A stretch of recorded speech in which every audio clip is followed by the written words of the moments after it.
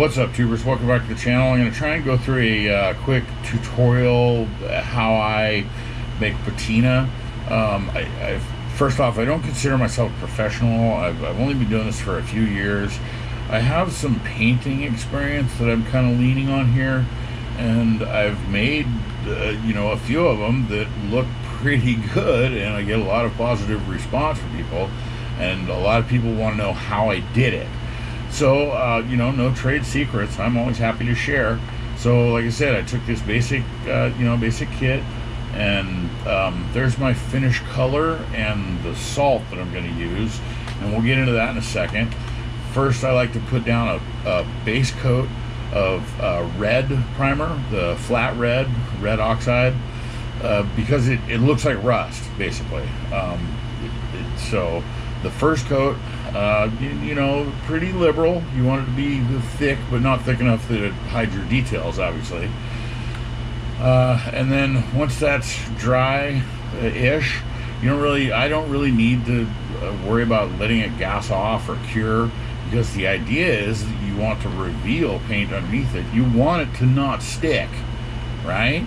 So we'll take some salt and some water, you can see there, and some cotton balls. So I'll dip the cotton balls in the water, dab it on the item, and then sprinkle salt over it, and then lay some black on top of that.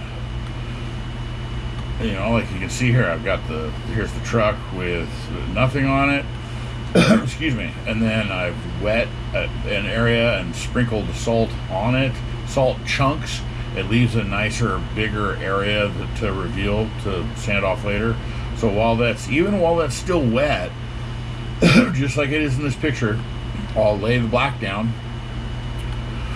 and then before that dries completely, I'll then go and sprinkle some more salt on top of that while the paint is still a little tacky, and let it so it sticks to it.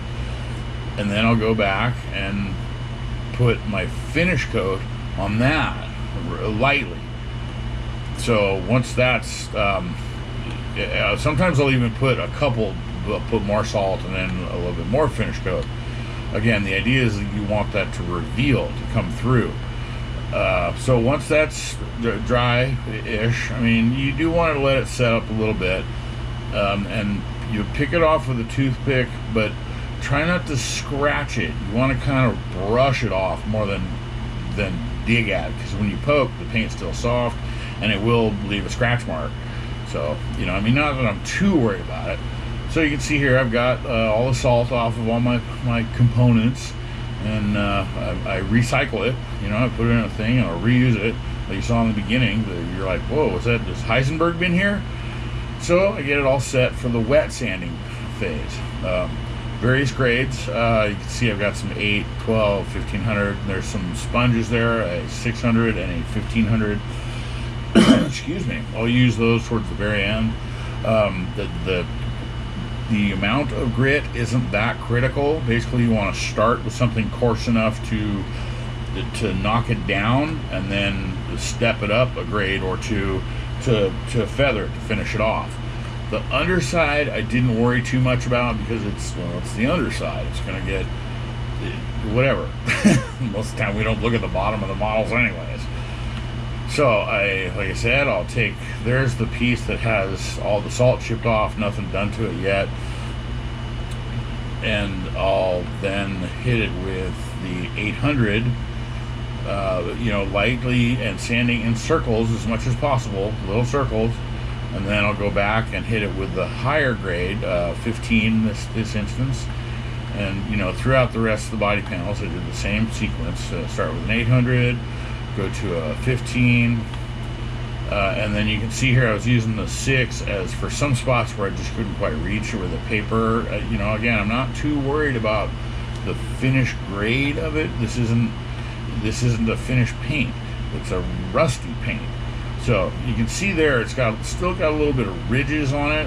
So I'll go back again with the 800 or the 600, excuse me, whatever, the coarse and then the fine, and then you get to the finish part where I'll go back and feather all that down with some 2000 with the sanding sponge. and then there you can see these are all the materials that I use throughout it. And then so while I've got that all sanded, feathered, I'll then put a coat of clear on it. Mine had a bit of a reaction because I was putting it on so wet. Like it never really dried when I put the paint on. It curled a little bit, but I don't care because we're trying to get a patina look. So once that, like I said, I sanded it with a 2000 and then hit it with the clear and got that. Oh my gosh. I mean, yes, please. Amazing. Amazing. So, a brief recap. Let's see, we'll take the, excuse me. Wow, choking over here. We've got nasty, excuse me, pollen, windy and pollen outside. So once it's kind of dried enough to where you can handle it, I'll knock the salt off, and go back and hit it with an 800.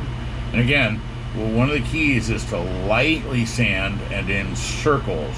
So you can see the salt chunks leave kind of squares. You want to feather those out so they look more like circles, like a rust patina will look. And then I'll go back again with a 15, and then I'll hit it with the 2000 before I hit it with a clear. So that about does it for how I patina models. I'm getting better at it.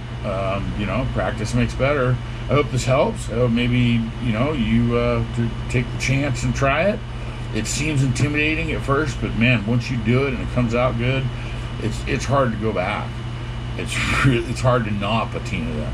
One thing I will pass on, a little kernel of wisdom, one of my painting teacher or bosses, try to be inconsistent with your inconsistencies, if that makes any sense at all. Try not to put a whole bunch of sand or salt in one specific spot. Kind of sprinkle a little bit here and a little bit there, as random as possible. And, keep trying. It's only plastic. At the end of the day, it's only plastic. No big deal. So, that about does it. Thanks for watching. Again, I hope this helps. I'm going to put a link down in the description of the Facebook group that I just started. You're welcome to head over there and check it out. We're after people that are active builders that want to participate. Go ahead and give the rules a read, and if that seems like something you're interested in, come on in. So, that about does it. Thanks for watching, and we'll see you in the next one.